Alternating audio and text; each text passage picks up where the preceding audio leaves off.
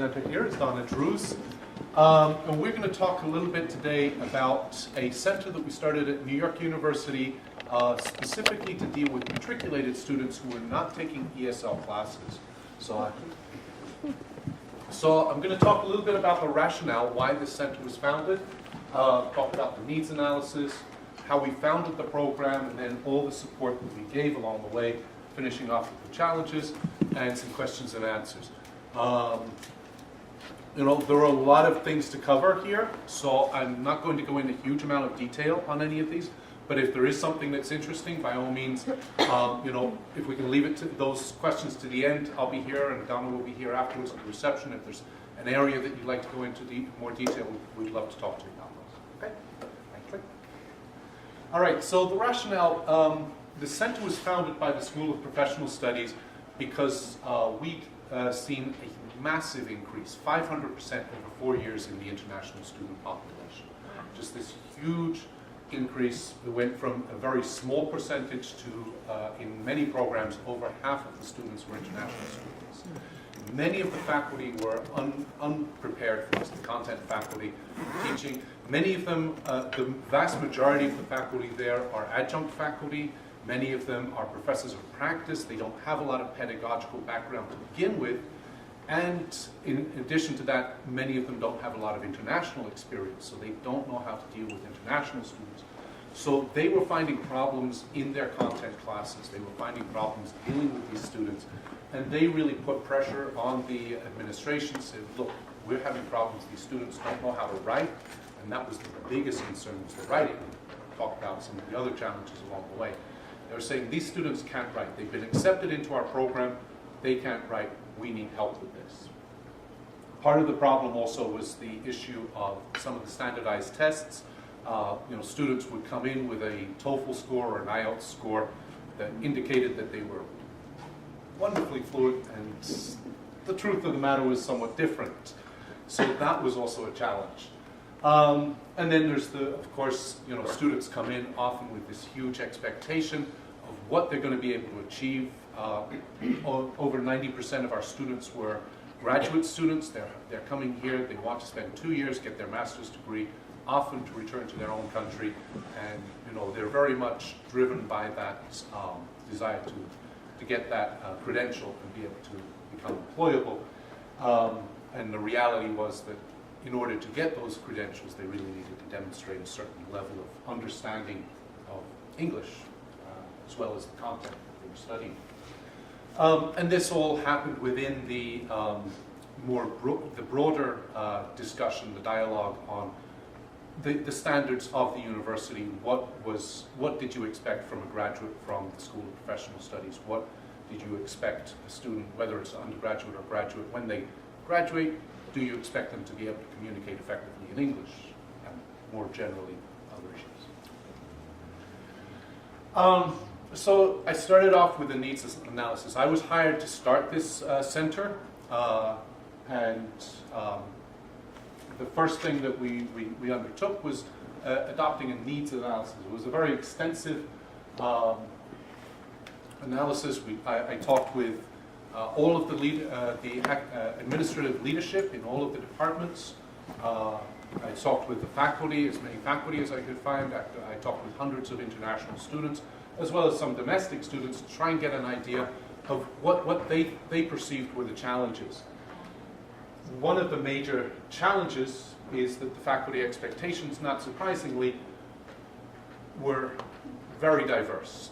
Faculty wanted, some faculty were very stringent in their expectations of what good writing should be. Some of the content faculty said, I really do not expect any grammatical errors. I expect them to be able to write and have a very high level of vocabulary.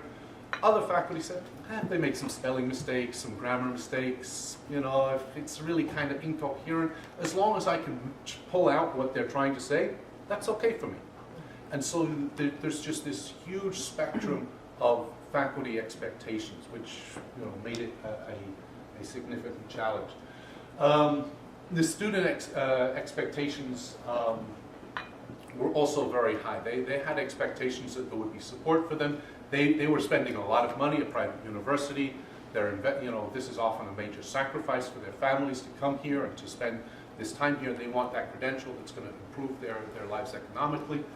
And they're expecting that they'll have the support. They've been accepted into the university. The university has made a contract with them and said, yes, you can come into our program. They expect that they'll be able to pass their classes. And so there's this issue. And then the administration, a lot of the administration, again, some of the faculty that we had were very international, very sophisticated.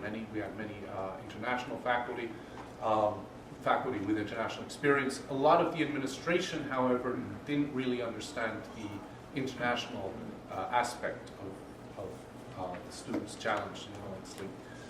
These are fee-paying students. It's wonderful we've got them in, and let's churn them through the program. So that was also a challenge.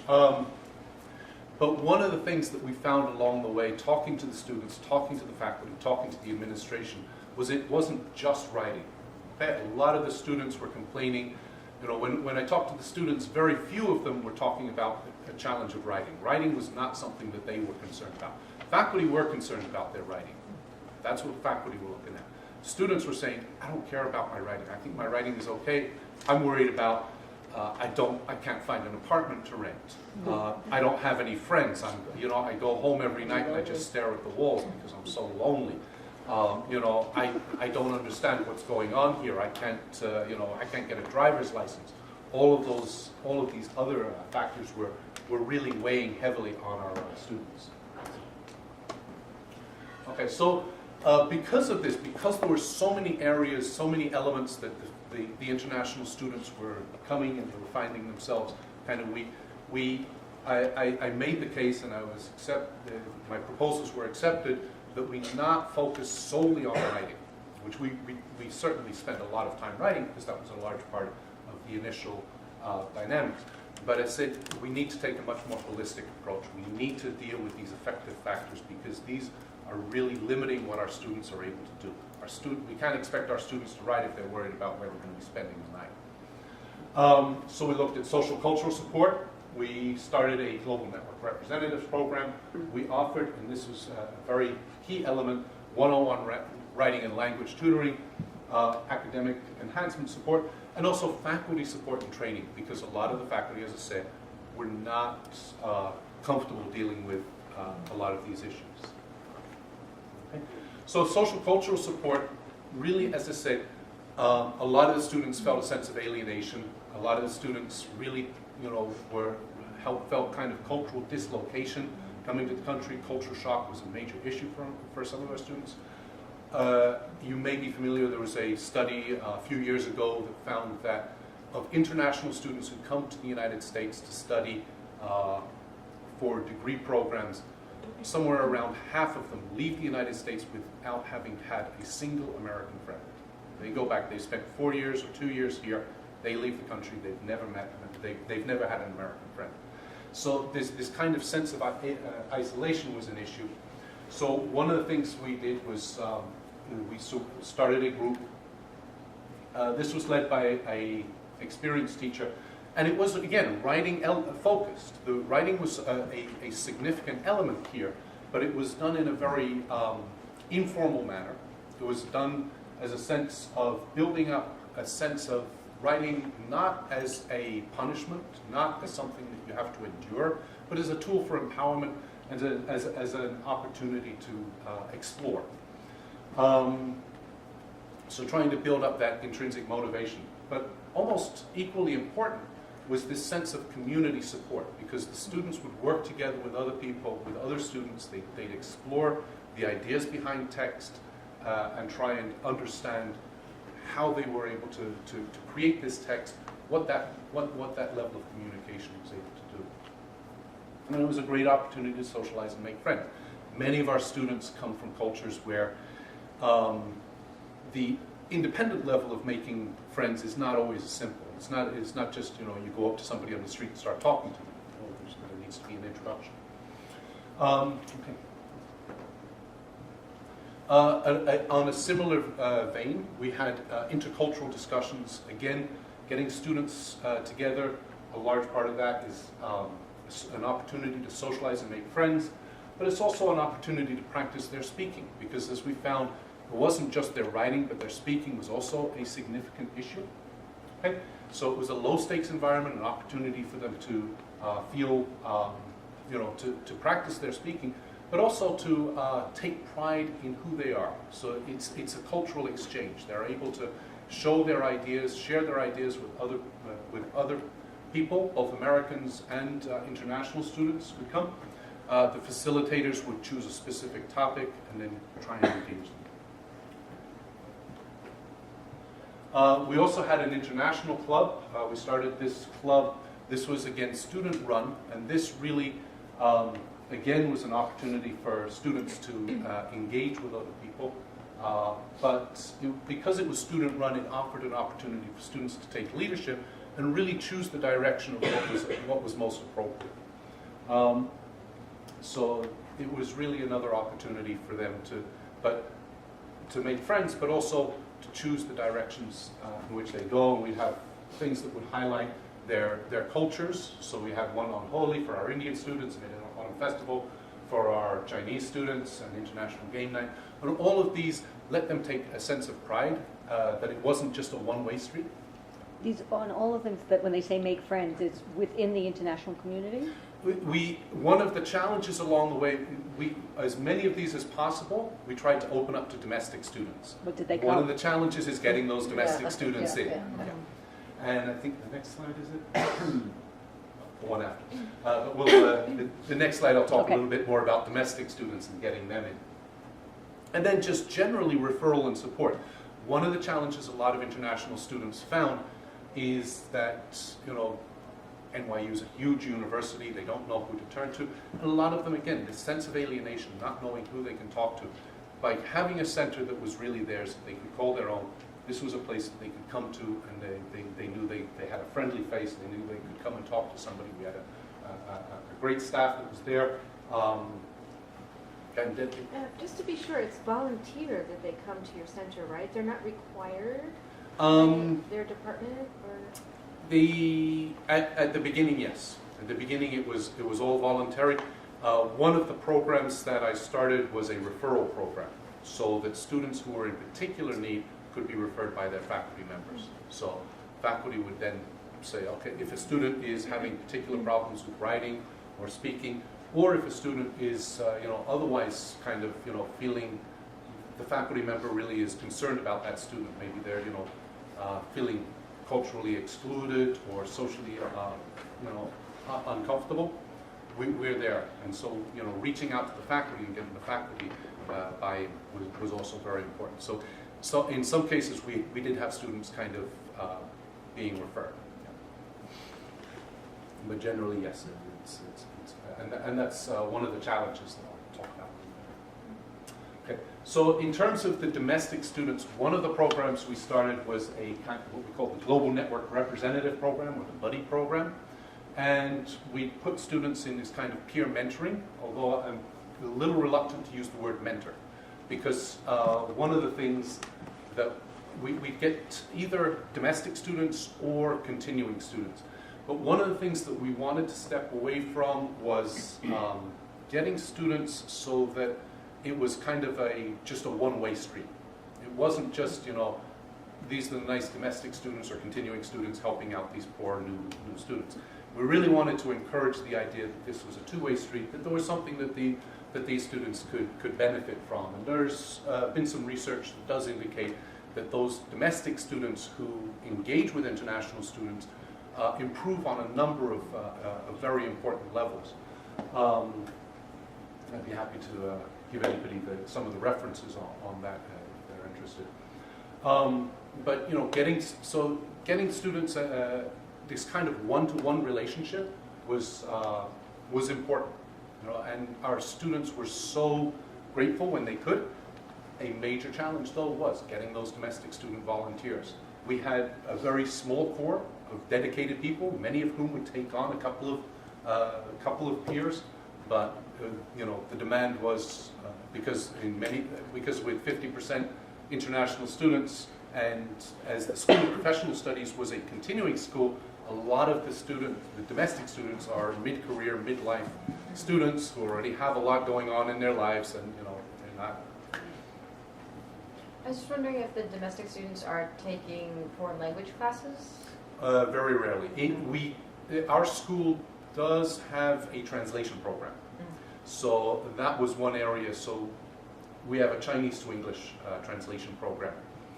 The vast majority of the students there are Chinese. But those few domestic students that we had, 2 or 3 of them, were very happy for the opportunity to work with a Chinese student. And there we really saw that kind of two-way street going on. So then we had language tutoring, and we hired a number of tutors who would work one-on-one with the students, sit down, work with them one-on-one for an hour. It was originally geared towards writing, because that was the most important area as according to the faculty and according to the administration. It soon became very clear that the other elements, speaking, reading, listening, were still issues for our international students, and so we switched over and made that change. So I'm going to pass it over to my colleague here, and she's going to talk a little bit about the tutoring process, and then I'll talk a little bit about some of the other things. Thank you, Leo.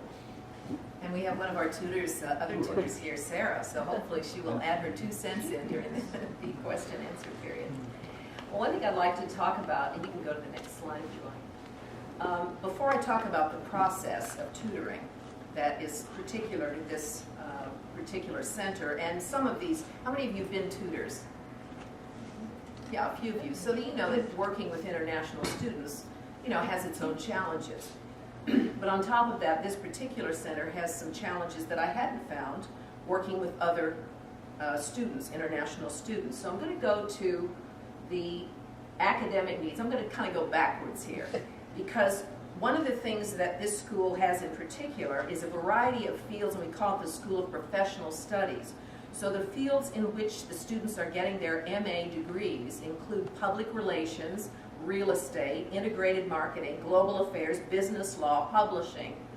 So if you're a tutor in the center, and Sarah I'm sure can verify this, you don't know what's coming at you. You don't know if it's going to be public relations or statistics or business law or real estate or translation studies. So as a tutor, you've got to be ready to deal with any of those kinds of fields. And because I was a journalist for many years, I tend to know a little bit about a lot of things, and that's really been helpful. And one of the things that I think we've all had to do is bone up on some of these fields so that we could actually work with the students. Why? Because the lingo's different in each different field. So it's not like most tutoring centers where you're working with undergrads on their history papers or their philosophy papers or their English papers. These are very specific fields, and they have very specific kinds of writing required. For example, if someone comes in and says, I have to write a pitch letter for journalists in my PR class on this particular brand, that's got to be a particular kind of snappy writing, got to be short sentences, and I've got to know the lingo. Well, lucky for me, I'd worked in PR, but that was just a piece of luck. So I knew something about that. But a student brought in a statistics paper. I was a little bit glazing over on that one. So I had to do my best to understand it and ask a lot of questions to make sure that I understood what was going on there. So of course then a variety of writing styles is necessary. You have to be very flexible. Maybe you have a student coming in with PR and the next one's coming in business law, and you've really got to make that transition very quickly in your mind to make that trend and to be able to help each of those students. Of course, as you know, there's a variety of language structures involved too. So if the student is thinking in Chinese, they're thinking of a structure that's spiral, talks around the point, and gets to the point right in the middle after talking around it for a while, whereas in English we've got a straight ahead linear structure. So if someone's thinking in Chinese and trying to write in English without realizing that difference, they probably feel really stupid. So going along with what Leo has talked about making these students feel welcome and that they have some support, is making them aware of that structural difference, even drawing the picture for them and saying, well, you can see how difficult your job is, so we're going to help you with this. And if you can master both, and this is something I always tell my students, if you can master both, you're good. You can, you've got the world's your oyster if you can master writing in both of these languages. And some of them have more than two, some of them have 3 or 4. And so to make them feel empowered and intelligent, this is just one thing you're having trouble with, but look at what else you bring to the table. I feel is part of my job at the center, because as Leo's pointed out, they have a lot of issues kind of connecting with and trying to feel comfortable in New York City of all places. And some of them have come from small towns in China, small cities, I should say, a million or 2. So it's hard for them. And anything we can do to encourage them and make them feel empowered, I can do this, is very important, more important, I think, than some of the other students that I've tutored. One of the other things that's been very helpful is cross-cultural knowledge. I've worked as a cross-cultural trainer, and that has come in so handy, because understanding the culture that a student's coming from. Are they an outgoing student? How are they going to feel about criticism? Are they going to feel bad about it? Are they going to be able to take it? Are they going to argue back and forth with you? They're just going to sit there quietly. So knowing something about their culture, and if a tutor doesn't, again, it's a good thing to bone up on, is going to help you work with that student. Rather than think, well, that's a difficult student because you don't understand their culture. Understanding that goes a long way toward working with them effectively. And there's a variety of language competency, of course, as you would know if you've been a tutor working with international students. There's always a variety of competency going on there too, so you have to be willing to work with people who really can't read well enough to understand their business law book. And by the way, I don't know if you've read any books on business law, they're not easy to read. So reading strategies, trying to understand the text that you're reading is also very important. And so we've had to work on that with some of the students who come in, maybe they've been in the country for a week, and they're just really having trouble with the assignments, understanding the assignments. We've got one student who started out that way. She'd been here a week, and I was really worried about her. She's graduating in the spring, and she's doing very well. And I think a lot of it had to do with the center, because she's been in there, it's Shuli, she's been in there every week, and she's really worked hard. And the center's been a big help to her. She's come to the workshops. So for her, and students like her, without the center, I'm not sure she would have made it. But I think the center, she used the center, and she took advantage of that opportunity. And also, of course, we have a variety of personalities, which have nothing to do with culture, maybe, but their attitudes, their confidence levels. So those are all things that we have to deal with as tutors. So, going back to the process of being a tutor and taking some of these things into consideration, one of the things that happens in tutoring happens before the session even starts. And this is something that Leo instituted, which was, we used to have just hours that we were available. And those hours would get booked or not booked, whatever. But if we were booked for an hour, say at 11 o'clock on a Wednesday, the student worker would email us with that time and the name of the student and the student's email. And what we would do then would be to email the student and say, I'll be very glad to work with you at 11 o'clock on Wednesday. And please bring a hard copy, double-spaced, of the assignment, the work that you've done, and the assignment itself, so that they knew what they were supposed to bring. I'll be glad to see you. Sincerely, your tutor, Donna. So that they had this personal connection with the tutor before they ever came in. And then when they did come in, with the materials they were supposed to have, hopefully, I would go to the front, the little lobby there that we have, and take them back into cubicles, which are quite comfortable and pleasant, lots of light, which is pleasant for the students and for us. Go up there and say, are you Ying? I'm your tutor, Donna Drews. Please come back. So again, it's this welcoming attitude that Leah was talking about, that at every step, to make the students feel welcome and important and safe and supported at every point. So then they come back there, and we start with the particular procedure where they fill out their name, their email, their field of study, and whether they're studying at the American Language Institute. We do take students who are on the 7th and 8th levels at the American Language Institute. And then I always ask them their native country and how long they've been in the United States and how long they've been in New York City. Because I find that those things are important. They might be from China, but they might not be from China. They might be from Taiwan. And they're going to have a little different attitude, you know, if they're from Taiwan rather than China. So that's important for me. Those kinds of subtleties, I think, are important when we're working with a student. These sheets I keep I keep on every student, so that if I work with that student again, I can see what progress they've made. I ask them what issues they think they have with their English writing. Most of them will say grammar, which is vague, but most of it's articles. And I ask, how about articles? How are you feeling with those? Most of our Chinese students, don't understand them, and who does really? And then because they're tricky.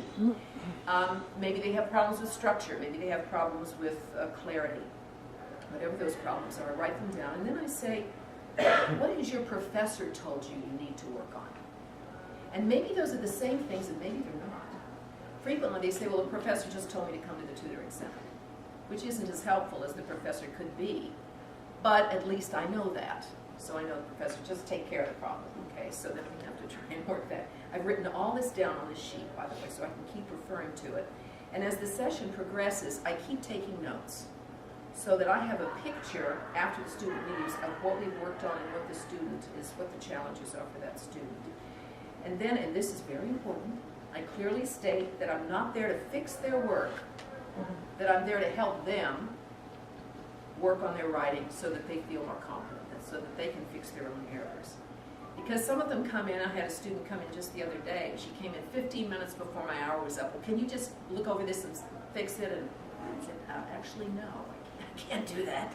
You've got 15 minutes here, you need to come earlier. But we did what we could. But so a lot of them come in with this false hope that we're just going to make their paper perfect, and that's not, of course, what the tutoring process is about.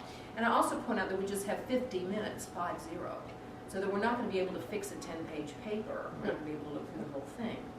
So what do I do then? Well, the first thing I do is put my markings at the top of the page, and everybody has their own. My markings are a circle for if there's something missing or there's a problem with this word. It might be verb tense, it might be a wrong word, word choice. And then I put little squiggly lines under parts that are not clear. And then I put brackets around material that maybe could be left out, that's repetitious or wordy. And I put those markings at the top of the page, and I say, these are what my markings mean. I never use a red pen, because I think students get very upset if you use it. It makes them feel like you're in kindergarten or something. I don't know. So I never use that. I use a pencil, which they can erase if they need to, or maybe a purple pen, which is colorful, but it's not the kind of marking that they're probably the color that they're going to be using. And then I read through the first paragraph to see what the problems really are. If they're extensive problems, we might stop at that point and just work on that one paragraph. If it looks like the problems are kind of run-of-the-mill problems that you see a lot, I'll try and do the whole page, the whole first page. And I usually say, read along with me. And if you see something that's a problem, I want you to fix it right now before I mark it. That's fine. We're working on this together. And that's the idea that we're a team working on this paper. And after that, after I finish the first page, if in fact I've read the entire first page and not stopped at that first paragraph, I'll pass it to them and say, okay, see what you can do with these markings. See if you can correct the problems or if you know what they are. And I'm going to work on the second page while you're doing that. So that we're both working, and we work through the process that way. Depending on the student's language capabilities, I might have them read out loud, because I find that with some students that's extremely helpful, because then they can hear the mistakes. And I also always ask, did you proofread this paper before you brought it to the center? Well, no, because they just don't do it. So one of the strategies that I tell them as we're ending the session is that they can do a lot of work on their own. They can't always come to the center. They need to feel more independent and more empowered with their writing. So one of the things they can do is read their work out loud and read it on their own. Maybe they can record it even so they can hear it. And at home they can also write the paper, and then put it away. That's just a first draft. And many of them don't have a sense of that writing is revision. And this is very important. Everybody has to revise. I say Shakespeare had to revise. Everybody did and does. So put that paper aside and then come back to it later and put on your editor's hat and read it out loud. See if you can find your mistakes before you bring it into the center, because that makes the session much more efficient. And I also tell them about thesaurus.com if they're looking for vocabulary, because there are great synonyms there. And also an English-to-English dictionary. Many of them are using Chinese to English or Spanish to English. And as we know, that's not helpful to them. They have to start thinking in English, even if it's difficult. One of the things I always say is, look, this is a problem you're having right now with your writing, or you're presenting, because I teach presentation skills at NYU, and so I work with a lot of students on their presentations as well. But one of the things I always say is, look, this is a problem you're having right now. If I were in China or Argentina or France, you'd be helping me. And again, it's a way of empowering them. This is something we're working on now. It doesn't mean you're not qualified to be here. It just means you've got a problem and we're going to work on it. And after I stand, I thank them for coming. I tell them they're welcome anytime. Thank them for their hard work. Emphasize those strategies that I've told them about. Watch for these mistakes because you were right. You do have these problems. So watch for them when you're editing your own paper. And then after they've gone, I fill out the online form with their information and briefly what we worked on. And this is a requirement of all the tutors. And that's helpful because if I decide to take off and go to South America tomorrow, there's a record of this student and what we worked on, so that another tutor can look at that and continue working with the student. Any questions about that? I'll turn it back to Leo now. Okay, so as I said, this is for students who are actually entering directly into their programs. These are matriculated students. Most of them will not be taking any specific writing courses. Public relations, for example, does have to take 1 or 2 writing classes. But by and large, these are students who are not going to be taking any writing classes, and they're not going to get, apart from this center, they're not getting a lot in the way of ESL support, language support, social support, etc. We do offer these co-curricular courses, though. They're usually one-day sessions. Okay? We call it our academic enhancement program. And I built this by looking at the needs, looking at what students were talking about, looking at what faculty were talking about, looking at what administration were talking about in terms of the needs for the students. What were the areas that they felt that the students were not, were coming and they were still not properly prepared. That didn't necessarily mean that I could accommodate them, but in most cases I was able to. So I put out a call to faculty saying, okay, what can you do? What sort of support can you offer to our students? And look at what the faculty were saying. These were faculty who had ESL experience, international experience, cross-cultural experience, and see what they could do, and see then what the needs were. And if there was an intersection, then we create these sessions. They're specialists in their field, and this is a great opportunity for our students to improve their skills outside of their curriculum, and it's an opportunity for them to improve in their weak areas. Donna led a number of these sessions, so I'm going to pass it back to her. Okay, thank you, Leo.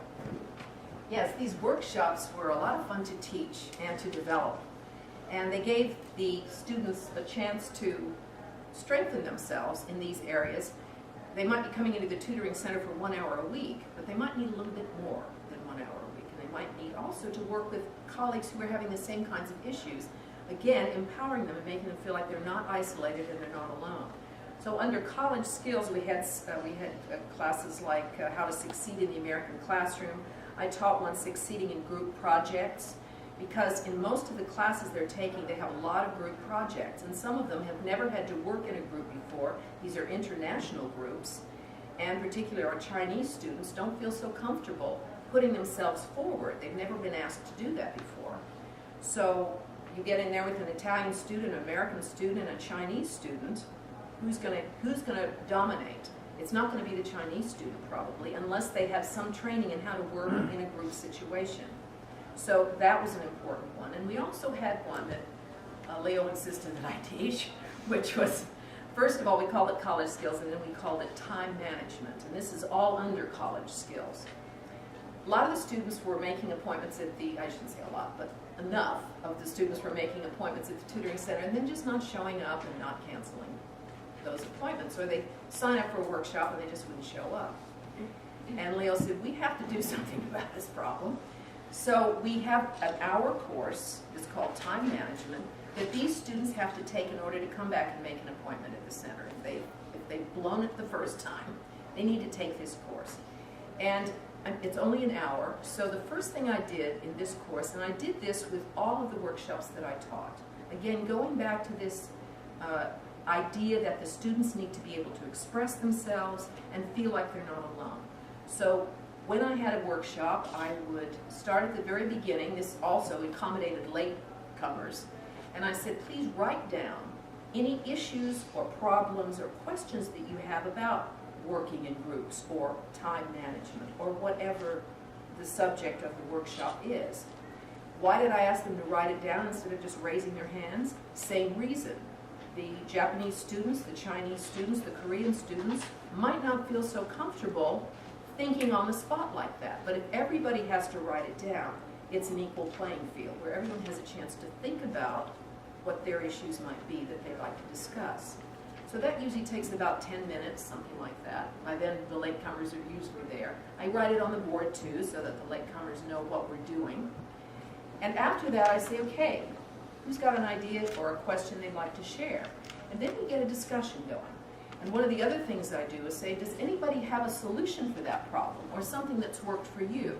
So again, we're working together to solve a problem. It's not just one person who has a problem and feels like they're really bad because they have this problem or they're just not making it.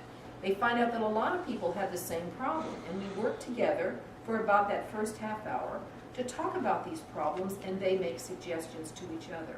And only in the last half hour do I go into my suggestions. Because I think one of the things we don't want to do at the center is just tell them what to do. Because that doesn't work, number one. And number two, it's not very empowering. So the last half hour, I have a few suggestions for time management, for example. Specific things they can do. And one of the most effective ones has been back timing, which is I have to be someplace at 12. How early do I have to start in order to get there at 12? And you just break it down into all the different tasks and how long they take. And most of them have never thought about that. And somebody gave me the idea because I used to always be late, so I just have to say that it works. And I've actually had students email me, stop me in the hall and say, wow, that was a great idea. So back timing is really kind of important. If you have students who are kind of class late or whatever, you might want to try that. Something else, prioritizing the tasks, which is going to take the longest, which is going to be the toughest, do that one first. Keep a calendar of what your tasks are and when your papers are due so that it's all down on paper, and then you can relax and just start ticking it off when you finish it. Make a list of what you have to do that day and just tick it off. So then they start to feel, again, empowered. So then we have workshops in speaking, which are what you'd expect, pronunciation, how to present in front of a classroom, writing, grammar, things like that. Concise writing is important for a lot of our students. Technology is another field that we give workshops in. Basic Excel, PowerPoint, things that they're definitely going to need in their graduate classes and for the rest of their lives, frankly, let's be honest. And then the culture classes. Settling into life in New York City. I taught a workshop, Introduction to U.S. Culture. Most of these workshops are 2 or 3 hours. This one was a 3-hour course. A lot of them are having issues with the U.S. culture. I mean, what the heck is this all about? I don't understand this stuff. Why are people acting this way? Why are they talking to me this way? So this is an important one, and we try to get it in the beginning of the semester so that they have this understanding so that they can move forward. Hopefully they've found their apartment by then and they know how to get to their classes. And again, starting the workshop with write down what questions you have about the culture. What do you think is weird or what's bothering you? What don't you understand? And then we have a very interesting discussion depending on where the students are from. And that's a really fun workshop to teach. Then I can go into U.S. culture and a little bit of history, not much. I usually try to talk about the Bill of Rights, and that's important because they're going to hear those terms in most of their fields. Freedom of speech. Well, how much freedom of speech do we have in integrated marketing or public relations? What can we actually say about this brand and stay within the Constitution? So it's important for them to know about that. So I usually hand that out. If they have any specific questions about the Declaration of Independence, things of that kind. So I usually have that with me. And something called the Culture Compass, which compares their culture to the American culture. And that's helpful for them because, again, they can see that contrast, and it's empowering for them. Knowledge is power. So all of these workshops that were set up by Joe, and he, are empowering for the students. And one of the things I have to say about how he set these up was that he solicited information from us. what workshops would you suggest and how would you teach them? Give me a summary. So that he got faculty who were experts in certain areas to volunteer. He didn't say, okay, you're going to teach this, you're going to teach that, and assume that we all knew the same things, because we don't. So that was helpful, and we all felt comfortable with that, and then we were chosen based on whether that workshop was something that he felt we needed. So again, the tutors are always part of the process in Leo world. He made us part of the process, and that was very empowering for us, and we passed that sense of we're all in this together to the students.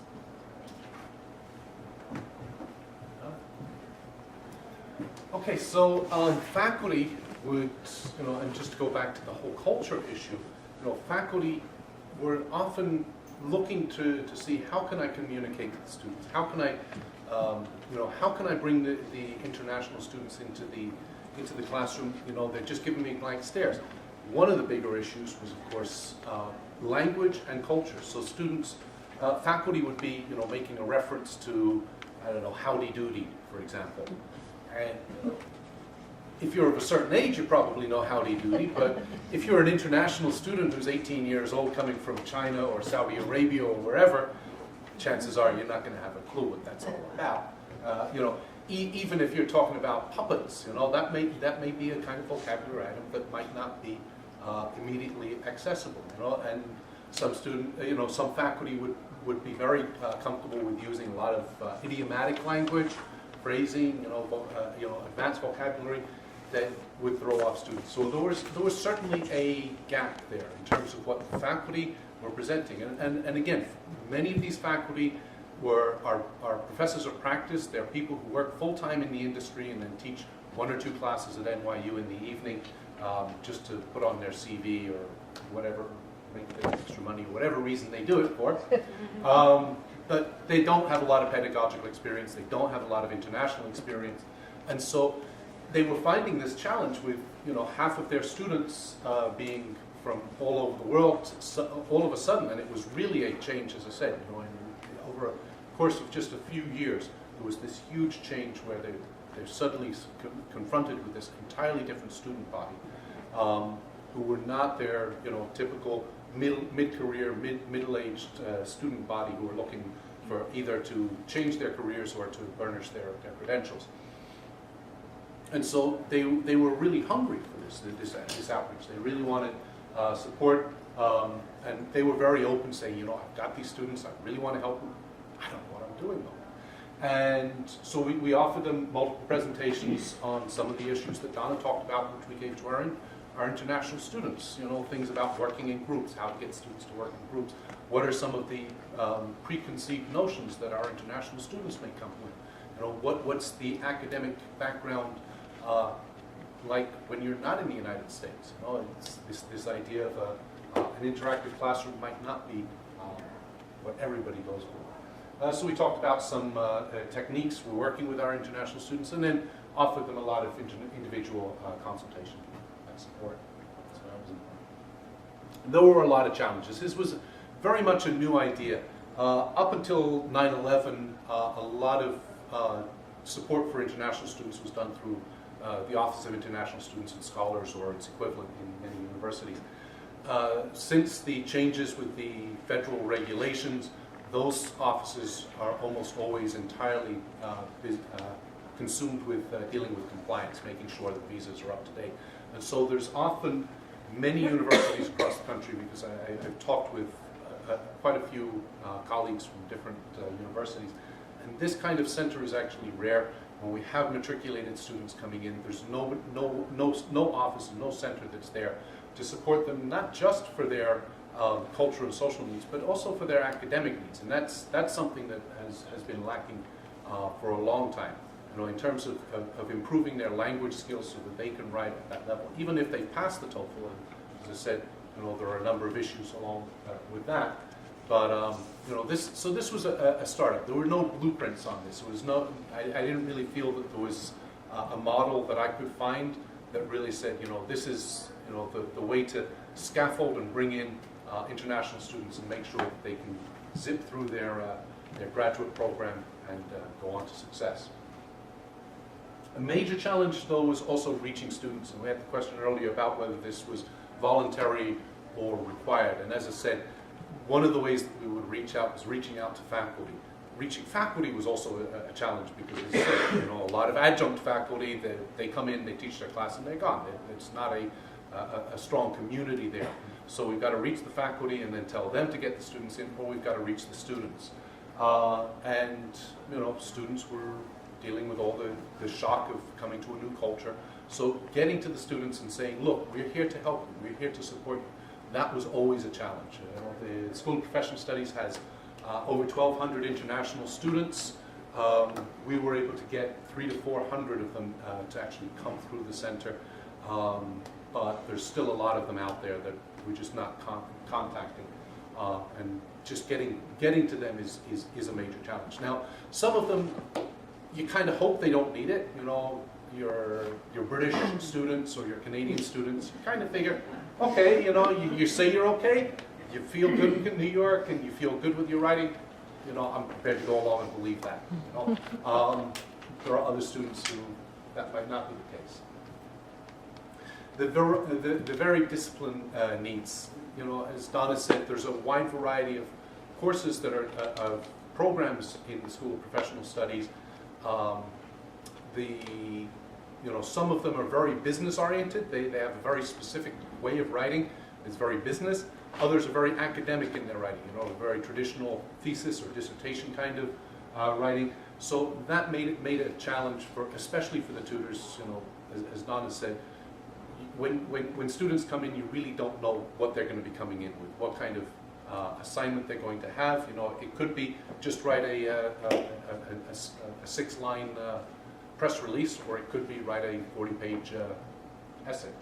So that's certainly a challenge in terms of how you support them, you know, and what kind of language they need for that. The faculty needs, again, as I said, faculty have a variety of expectations. You know, some faculty, not to put too fine a point on it, are perhaps not great writers themselves, and I suspect that transfers over what they expect from their students.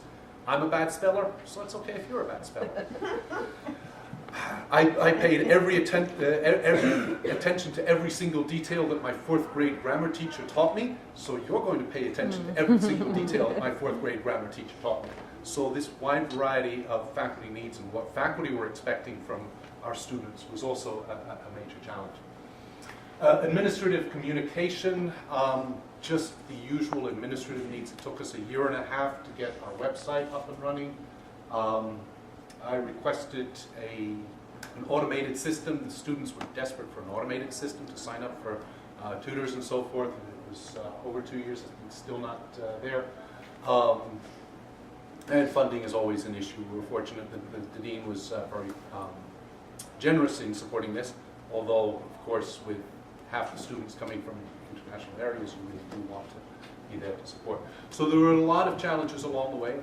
And as I said earlier, you know, I'm really outlining a lot of these issues. These are issues that really focus on the writing as well as all the backstory for international matriculated students.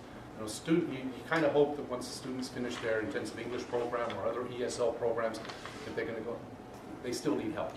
And so this is an attempt to try and address that issue. We've outlined some of the issues along the way, and we'll be happy to answer any questions. I think that's it.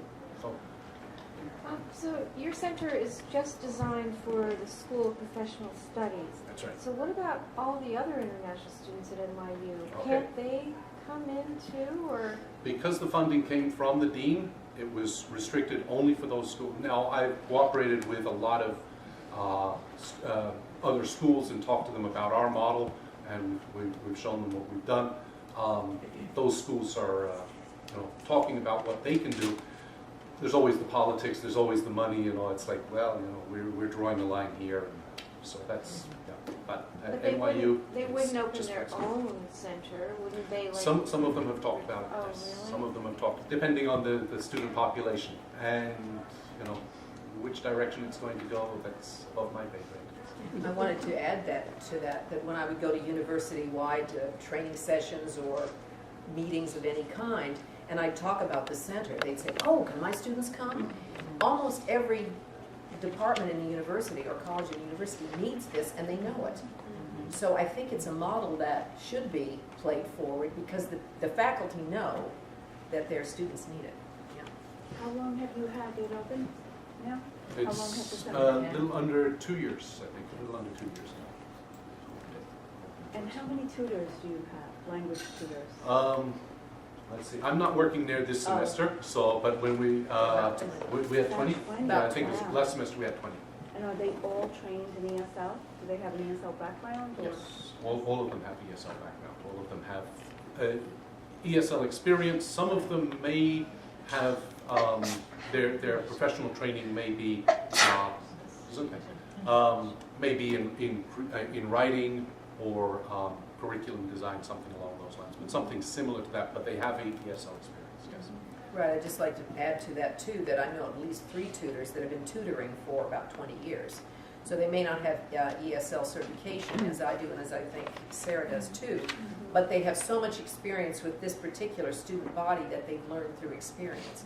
And they're excellent tutors. One of them, Michael Collins, runs the Pen Pals program, and I sat in on one of his sessions, and he's like a guru. I mean, the students just love him. He's a wonderful poet. He's a published poet. And he's very empowering for the students, and they love him. So he doesn't have ESL, but he's got the right stuff. He doesn't have the ESL credentials, but he's had a lot of But he's experience. got the experience. He's worked in teaching writing over many years. Yeah. Gradually gotten more and more ESL experience. But he's the kind of the exception. Almost all of them do have ESL credentials. How big is your student body? The total population at the School of Professional Studies is about 2,500. About half, as I say, are international students. And you get about 300 into your center? 300 to 400, yeah. The last semester we had about 400 went through our center. Do we know how many of those are grad students? Because the Yeah, center it's- is mostly for grad students. Well, we do, the School of Professional Studies does also have an undergraduate program, but they make up less than 10% of our student population, international student population, and a little less than 10% of the students who actually come in were undergrads. So it's overwhelmingly graduate students who are coming in. We also give training to your faculty and tutors as well. And how often do you give it? We have faculty meetings, we have observations, but in terms of training, it's been kind of informal. It's all been discussions, and one of the things that we did is I asked all of the tutors to write up their approaches, their ideas. How do you tutor? So they wrote up everything. It's like they shared their ideas, and we had a discussion about that. So that was shared with all the tutors. What do you do when a student comes in? Well, they sit down, and like Donna said, ask them a little bit about themselves, get to know them, ask them about their assignments, understand that, and then we had a discussion based on that. That was very helpful, and also Leo formulated a handbook so that we all knew what was expected of us in terms of the procedures. And I remember one of the tutors, who's no longer with us, said, well, I'm not going to change the way I tutor. Well, he didn't last. Because we can always learn, and the handbook and looking at how other people are approaching, and faculty meetings in which we discussed that was very helpful. I thought, oh, that's a good idea. I'm going to try that. So this kind of, again, community involvement, so you're not just coming in there tutoring and leaving, it was very important when the center started up. Have you had any feedback from the faculty after your students have come to the center? Yes, a lot of the content faculty were very appreciative. They say they've seen some significant changes in the students' writing.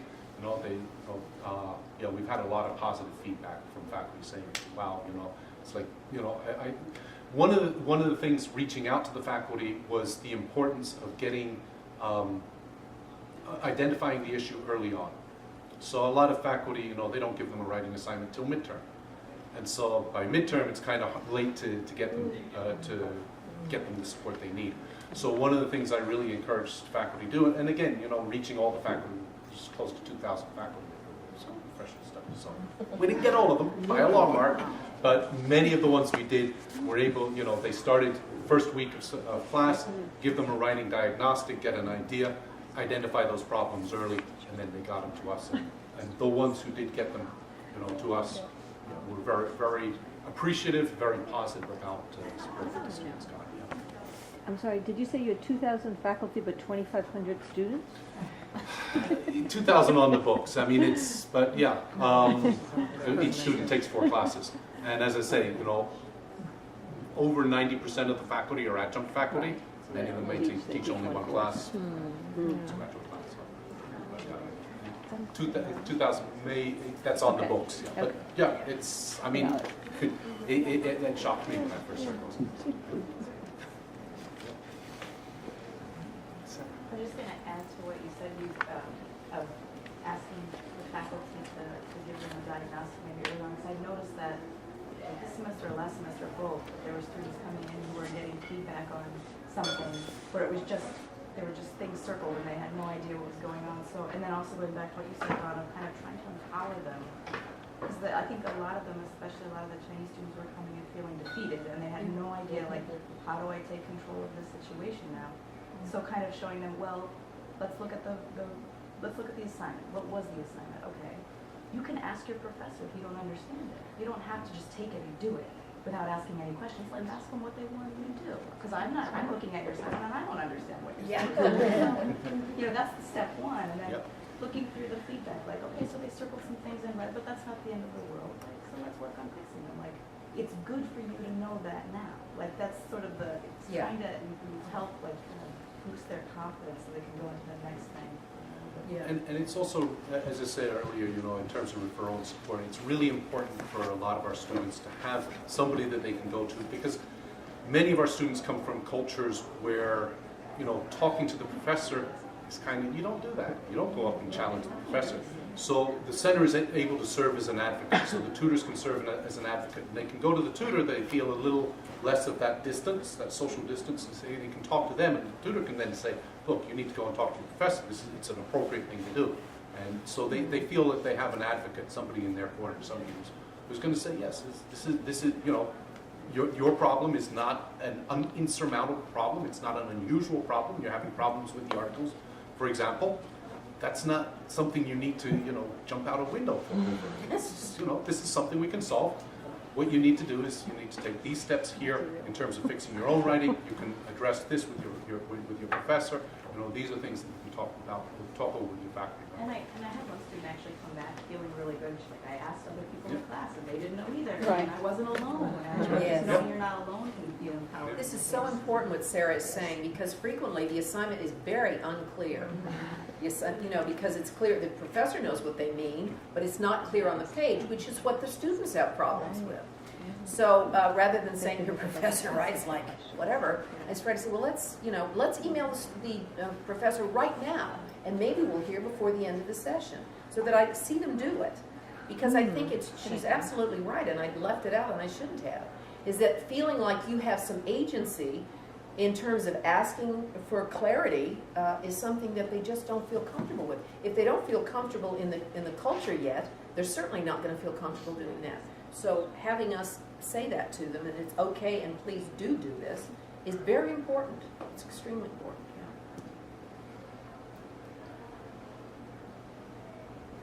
Thank you.